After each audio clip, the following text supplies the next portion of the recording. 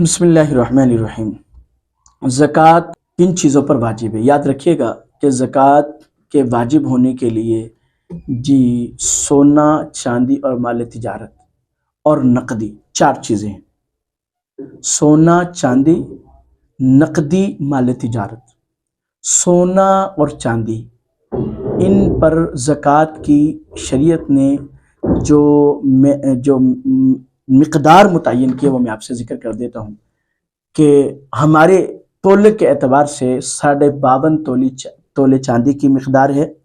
اور 7.5 تولہ سونے کی مقدار ہے جس پر زکوٰۃ آتی ہے، اور جو نقدی ہے اس کا ان میں سے کسی ایک کے برابر ہونا ضروری ہے۔ یعنی مثال کے طور پہ چونکہ فقراء کی ضرورت کو پورا کرنے کے لیے یعنی کم قیمت 52.5 تولے چاندی کی ہے، اس کے اعتبار سے تقریباً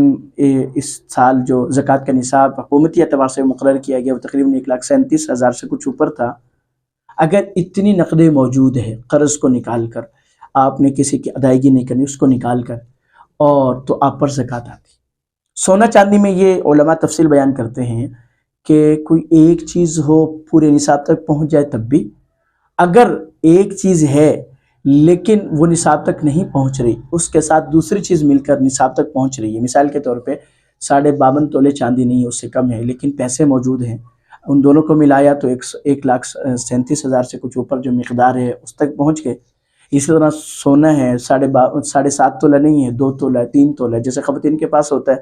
اس کو اگر اس کے ساتھ پیسے ملا کر اگر زکوٰۃ ادا ہو سکتی ہے نا تو دیں، آپ کے ذمہ زکوٰۃ آتی ہے۔ اس لیے خواتین کو چاہیے کہ وہ اپنے زیورات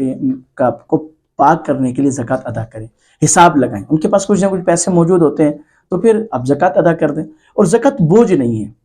ٹیکس نہیں ہے، اس کو بوجھ سمجھ کر ٹیکس سمجھ کر ادا نہ کریں، اس کو یوں ادا کریں جیسے کپڑا دھونا ہم کیا سمجھتے ہیں، بہتر سمجھتے ہیں کہ جی کپڑا دھوئیں گے تو میل کچیل دور ہو جائے گا، کپڑا صاف شفاف ہو جائے گا اور اچھا لگے گا۔ اسی طرح آپ کا جو پیسہ ہے، آپ کی جو چیز ہے، وہ میل کچیل شریعت نے زکوٰۃ کو قرار دیا، اس سے نکل جائے گا تو وہ صاف شفاف ہو جائے گی۔ اس کی مثال آپ یوں سمجھ لیں کہ اگر جسم کے کسی حصے میں پھوڑا نکل آیا اور وہ پھوڑا ایسا ہے کہ اگر اس پر زخم نہ لگایا جائے تو اس کے پھیلنے کا خدشہ ہے، تو عقل مند یہ نہیں سوچے گا کہ زخم نہ لگایا کر اس کو صاف نہ کیا جائے، بلکہ وہ سوچے گا کہ ٹھیک ہے اس کو صاف کر لیا جائے تاکہ باقی حصہ تو محفوظ رہے نا۔ تو اسی طرح زکوٰۃ ہے کہ بھئی 2.5% ادا کر دیں، باقی مال آپ کا پاک ہو جائے گا، اور اللہ کا وعدہ ہے کہ اللہ پاک صدقات کو بڑھاتے ہیں، تو یہ 2.5% جائے گا تو صحیح بظاہر لیکن کمی نہیں ہوگی، اللہ پاک اس کی برکت سے آپ کے مال کو پاک صاف کر کے اللہ اس میں برکت ڈال دیں گے، تو اس لیے زکوٰۃ کی ادائیگی۔ چوتھی چیز ہے مال تجارت۔ مال تجارت میں آپ کے پاس وہ مال جو تجارت کے غرض سے آپ نے رکھا ہو وہ آئے گا، ٹھیک ہے، جو تجارت کے غرض سے نہیں رکھا نا وہ نہیں آئے گا۔ مثال کے طور پہ آپ نے دکان کھولی ہے، اب دکان میں جو چیز بیچنے کے لیے رکھی ہے نا اس پر زکوٰۃ آئے گی۔ اگر کرسی ہے وہ آپ نے مثال کے طور پہ آپ نے بیٹھنے کے لیے رکھی ہے، میز آپ نے بیٹھنے کے لیے رکھا، سیل کے لیے نہیں رکھا تو زکوٰۃ نہیں آئے گی۔ لیکن اگر یہی میز یہی کرسی آپ سیل کر رہے ہیں تو اس کی مالیت میں یعنی کہ اس کا حساب لگا کر اس کی بھی زکوٰۃ ادا کرنا ہوگی، اور یہ کوئی مشکل چیز نہیں۔